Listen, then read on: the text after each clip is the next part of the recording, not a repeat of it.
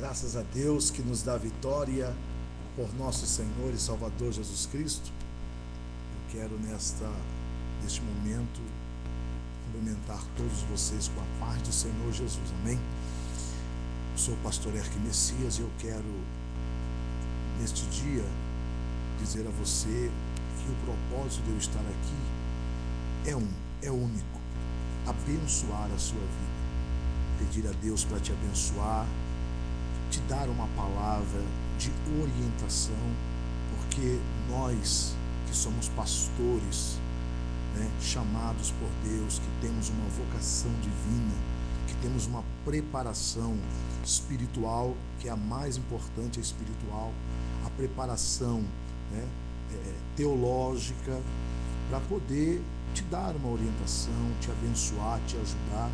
E eu tenho certeza que o Senhor Deus, Ele vai ministrar algo de muito bonito na sua vida. Então, eu quero começar aqui uma série de muitos outros estudos que estarei trazendo aqui, para abençoar você que talvez faça parte do nosso rebanho, ou você que faz parte também do nosso rebanho, mas o rebanho chamado da igreja, a igreja que está no mundo, a igreja universal, a igreja de Deus.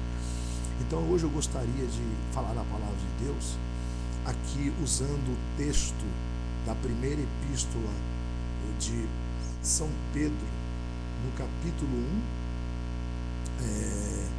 no versículo de número 3. 2 Pedro, capítulo 1, do versículo 3 a 4, que diz assim: visto como a seu divino poder nos tem dado tudo que diz respeito à vida e à piedade, pelo pleno conhecimento daquele que nos chamou por sua própria glória e virtude, pelas quais ele nos tem dado as suas preciosas e grandíssimas promessas, para que, por elas, vos torneis participantes da natureza divina, havendo escapado da corrupção que pela concupiscência há no mundo.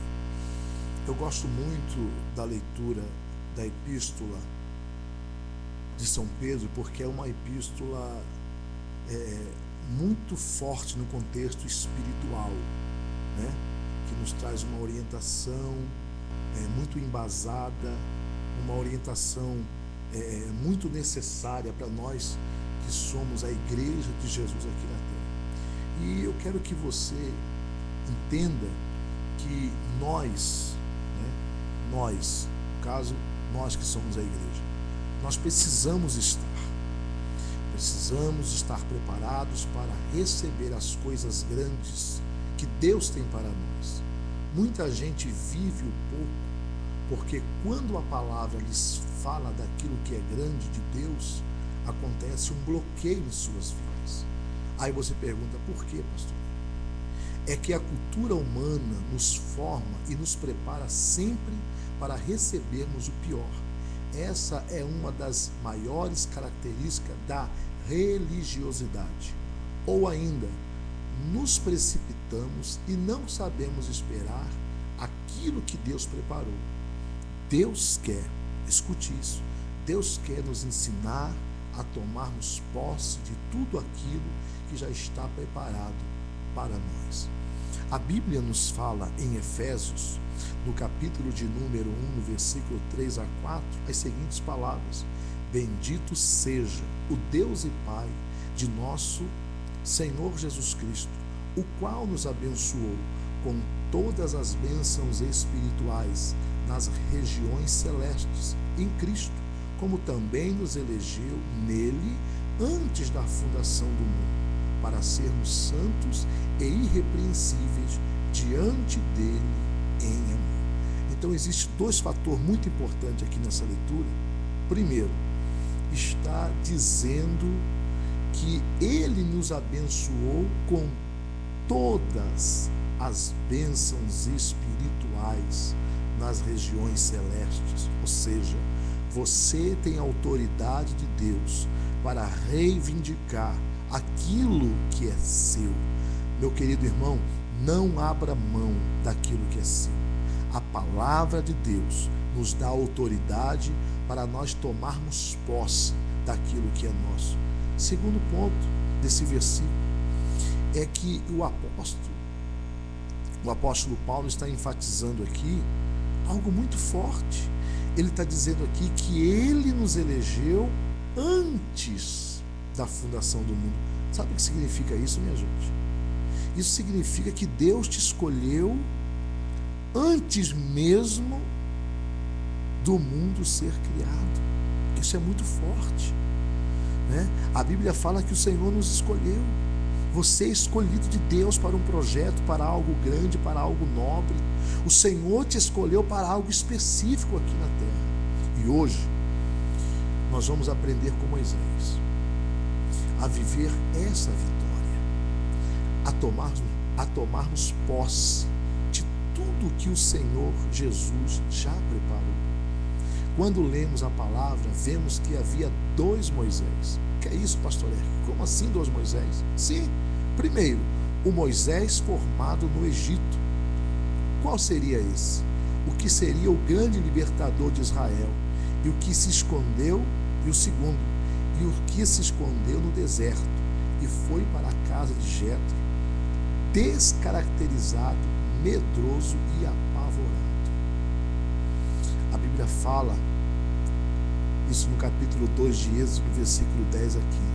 Agora, escute bem, era necessário Moisés ser realinhado ao chamado de Deus para a vida dele e tomar posse de tudo que o Senhor lhe havia preparado.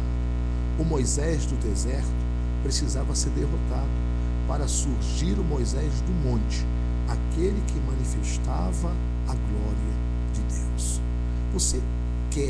Você almeja que a glória de Deus se manifeste na sua vida? Você almeja que haja um manifestar de Deus na sua vida? Então você precisa derrotar. O primeiro passo é derrotar o Moisés do deserto. Aí você me pergunta, pastor Eric, o que é o Moisés do deserto? Eu vou te explicar. O Moisés do deserto, irmãos, é muitas das vezes a vida que nós levamos, a vida cristã que nós levamos na igreja, e muitas das vezes nós só contamos história de deserto. De deserto. Deus não queria que o povo vivesse no deserto. Sim ou não? Não. O que Deus falou para Moisés? O que Deus falou para Abraão, lá em Gênesis 12? Né? E tornou a falar com Abraão que levaria o povo a uma terra que mana leite e mel, a terra de Canaã. Então o deserto seria só uma trajetória, um caminho para chegar em Canaã. Aí você me pergunta, pastor Eric, mas eles ficaram lá 40 anos. Mas sabe o que levou Deus mantê-los 40 anos? A coisa é séria, minha gente. A coisa é muito séria. É que no meio daquele povo, daquela geração, havia muita murmuração, havia muitos murmuradores. Então o que nos faz viver no deserto é a murmuração. A murmuração não nos deixa sair do deserto, ou seja, o Moisés do deserto sempre viverá nos avizinhando, e você nunca provará o melhor de Deus. Tem pessoas que você chega para ele e pergunta, irmão, como é que está? E ele só conta deserto, deserto, deserto. Não estou dizendo que na vida cristã não exista deserto, minha gente, porque em Mateus capítulo 4, Jesus passou pelo deserto, né? Então nós temos a nossa própria experiência de vida. Eu tive a minha experiência de vida, passei pelo meu deserto, né? Quando o Senhor Deus me chamou, né, no processo de libertação, foi tão sério quando Deus me tirou daquela vida perdida que eu estava no tráfico no Rio, né, que eu perdi tudo que tinha a ponto de ter que morar em cima do monte, entendeu? Passei um deserto, eles não tinham o que comer, entendeu? Passei anos com dificuldade, e tem pessoas que estão vendo esse vídeo que me conhecem, sabem disso. Passei anos de dificuldade, de luta na minha vida, entendeu? Eu fazia o conhecido Monte Horebe no Rio, lá em Mesquita, como minha casa, bem dizer, ficava lá jejuando porque não tinha o que comer. Então existe, eu não posso ignorar o deserto existe, mas não é a vida de deserto. É um tempo de deserto.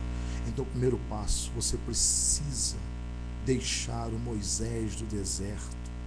Você precisa virar a costa para o Moisés do deserto. Porque o Moisés do deserto, né, são as marcas que ficam. O povo ficou lá no deserto peregrinando, e Deus falou, foi tão sério que Deus disse: Moisés, eu vou matar essa geração e vou levantar outra geração através de ti, Moisés. O que Moisés falou para Deus? O que vão dizer de ti, Senhor? Tiraste o povo do Egito para matá-los no deserto? De forma alguma.